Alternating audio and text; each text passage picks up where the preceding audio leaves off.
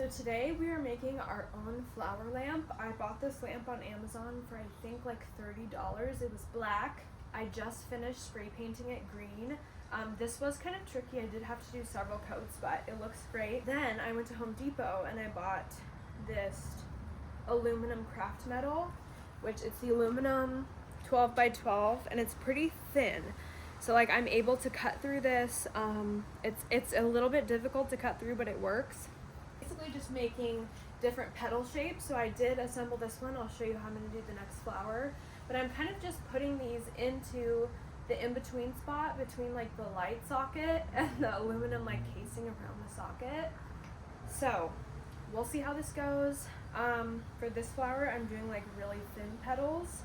We're just kind of hoping for the best. I have wanted a lamp like this for so long, but on Urban Outfitters this lamp is like almost $400, which is crazy. So I think in total, like materials so far, I've spent like $4 on the glue. I spent, I think, like $20 on the metal, and then I spent $30 on the actual lamp itself. So what is that? Like about $60, which is so much better than $400. In hindsight, I feel like it would have been better to add these and then spray paint it green, but I guess it doesn't matter. Because we have to add these, I'm going to spray paint these a different color and then kind of I'll have to touch up. So hopefully that's not too hard, or I'll tape this up. I'm not really sure yet. So I hate the stickers that come on things. Like whoever decides to put these horrible stickers on, jail. So they're so hard to get off. Here is how my first flower looks. Like, okay, that looks really good, right? And see what I mean? I kind of stuck each piece like in the in-between here, which hopefully that's fine. But look at it, like this one actually looks really good. Like it looks like a flower. So I'm just trugging along. We'll do the next one and hope it looks just as good. So I'm going to show you how it looks to cut each of these pieces because it is kind of tricky, but it's doable. I literally feel like I have bugs on me. I just found a spider on me. Okay, so I'm just going in like this and see how it's like kind of tough, but it's definitely like I'm not super struggling to cut it. So and these scissors are like super old and dull, which I don't know if that helps or makes it worse, but it has not been too bad. What really helped me in cutting them was if I like isolated each little piece instead of like trying to cut from the big strip. I just kind of cut out the chunk I was working on, and that helped a ton. Right now I'm trimming down the base of each of these because I cut all these out first, and then I realized I kind of need a thinner base to be able to fit in that gap I showed you. So here are all of my pieces. See how I cut like the end points really thin so that those can like fit in the space. Pieces first. I think this is thin enough. Okay. Oh my gosh. I think that's gonna be perfect. Make this more like bendy. There we go. I give it a bend first. Then I've just been putting like a generous amount of glue on the front and the back. That's what's gonna like really stick in there. No strategic way, I'm just kind of sticking them in, just like that. See? Okay. I bought the E6000 that has like the wide rim nozzle. If you bought the one with the thin point, it'd be great because you could just shoot some right in there and then just stick it in. It'd probably work a lot better. All as I'm gluing these on is to make them look kind of like they're blooming.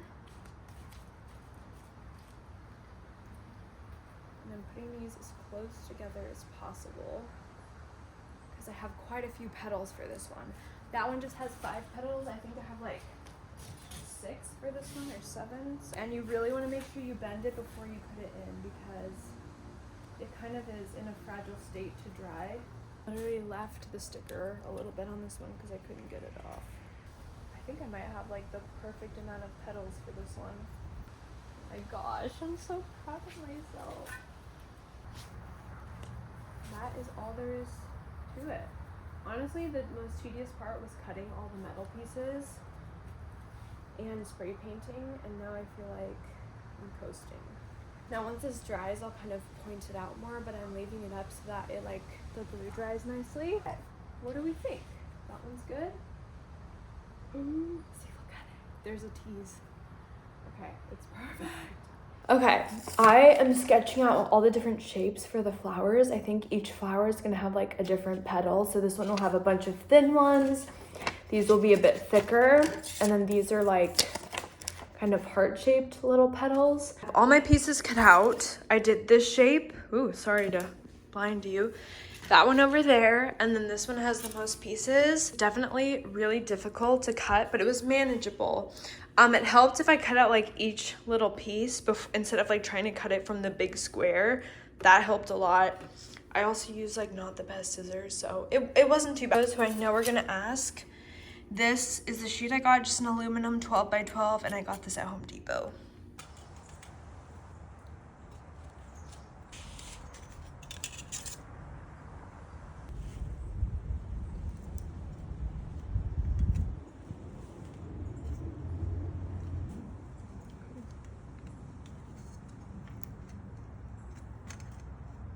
Thing with these petals, I'm gonna make the base a bit thinner. That is the key. I cut all of these with a really wide base, but making them skinny changes everything.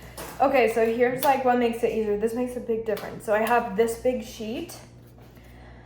I'm just gonna cut out the smaller piece that I need, and you have to be really careful because these edges get sharp.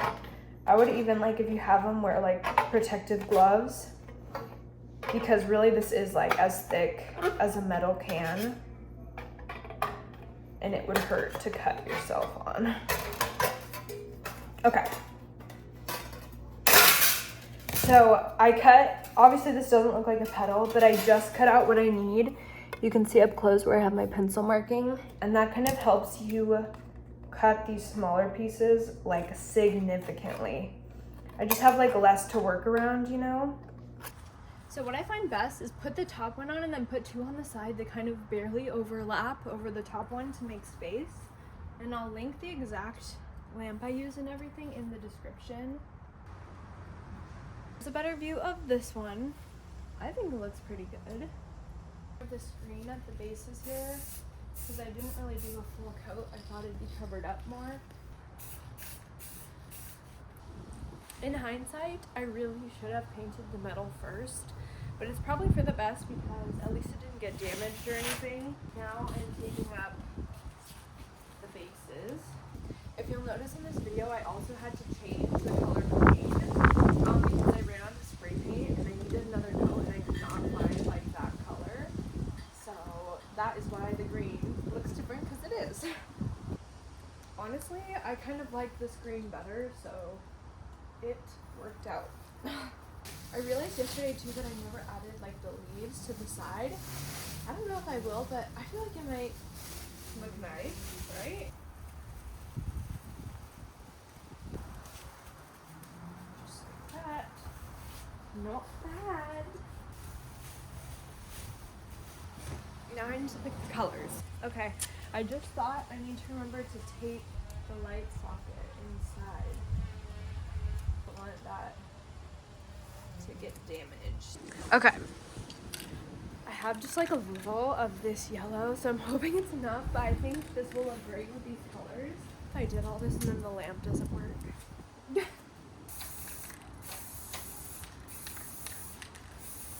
think so. Oh, this is pretty. We have a pink.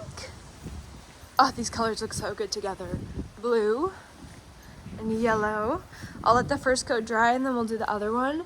And look who just used the doggy door for the first time. Muffin! Okay, so yesterday it was actually super windy outside. It still kind of is today. But basically this fell over, like totally fell, with wet spray painted on it, everything. And it pretty much ruined like that coat of paint. So I'm going in, I'm sanding any of the smudged areas. I will say, it really proved to me how strong I glued these petals on here, because it totally fell over and everything was fine. So if you ever spray paint and make mistakes like this, the best thing to do is let it totally dry. That is so important, totally dry, go in with a fine grit sandpaper and just kind of like sand over any of the bumps you don't like, any of the smudges, and it just does so much. It smooths everything out, and then you can do another coat of paint on top of it. The yellow has been the hardest for me. I know it doesn't have to be perfect, but like the perfectionist in me wants it to look at least decent. Going in with just really light coats, like that is key, is making sure your coats are super light. And again, make sure you cover up the light socket inside. I just have some tape in there. Like if you don't do that, you might do all this and then your lamp doesn't even work. So this is the brand I'm using, and you get at Home Depot or Lowe's. It works great. The Rust-Oleum. I never use primer when I use the spray paint because it has paint and primer in it, and usually like 1 or 2 coats, good to go. Okay. You can hear the yellow is almost out, so I'm really hoping I have enough just to fix this.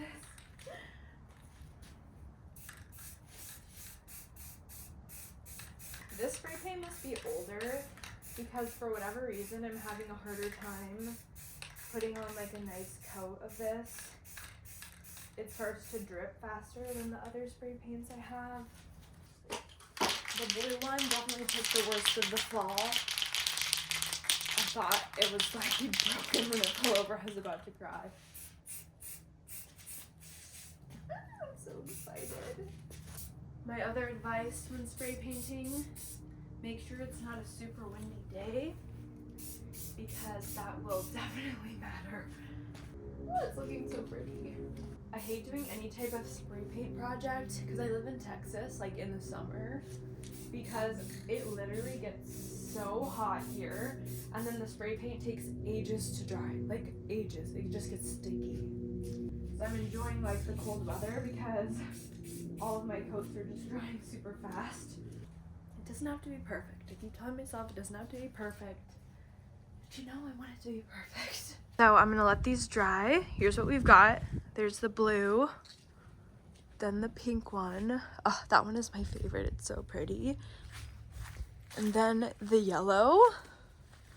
There she is. So all this is obviously still covered up because it's drying.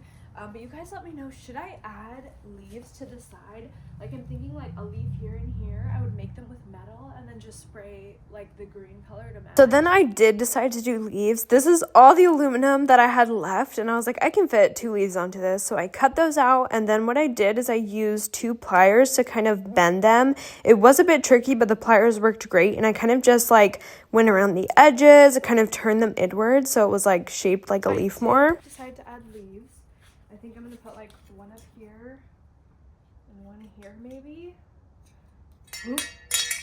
Little piece of glue on this, and then I'm gonna zip tie it so that it has to dry. Do you know? So I'm gonna quickly. Okay, right? I love the sound of a good zip tie, you know. Stick that on.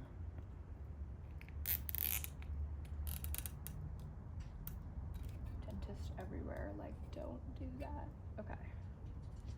Just cleaning up the edges that I can see. Okay, so I just got the leaves on. They're zip tied. But you can see like they have that leaf shape. Once the glue dries a little bit, I'll spray paint them to match this green. But here's like an up close of how the green looks. It's really pretty. I just took the tape off the inside, and now I'm going to take the rest of this tape off here behind it.